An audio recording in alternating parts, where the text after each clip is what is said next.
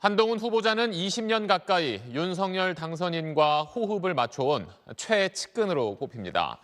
그러다 조국 전 장관 가족 수사를 지휘한 이후 좌천당했고 최근까지는 수사를 받기도 했었습니다. 한동훈 후보자는 오늘 첫 기자회견에서 민주당의 검찰 수사권 폐지 법안을 반드시 저지하겠다고 말했습니다. 이어서 박창근 기자입니다.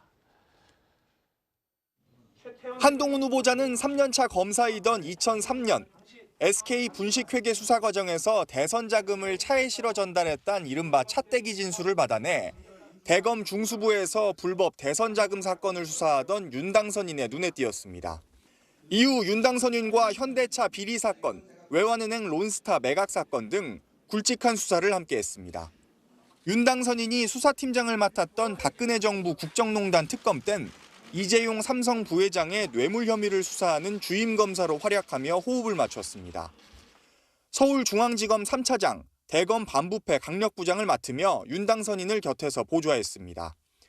하지만 조국 전 장관 일가 수사 도중 정권의 눈밖에나 좌천을 거듭했습니다.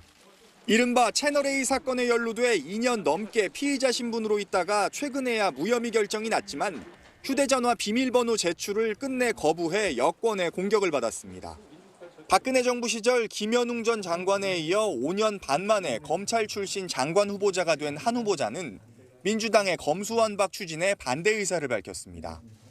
이 법안이 통과되면 국민들이 크게 고통받을 것이기 때문입니다. 그 점을 감안했을 때 이런 법안의 처리의 시도는 반드시 저지되어야 한다고 생각합니다. 한 후보자는 또 전임 장관 시절 수사지휘권 남용 사례가 국민에게 해악이 얼마나 큰지 실감했다며 장관의 취임에도 구체적 사건에 대한 수사지휘권을 행사하는 일은 없을 거라고 밝혔습니다. SBS 박창근입니다.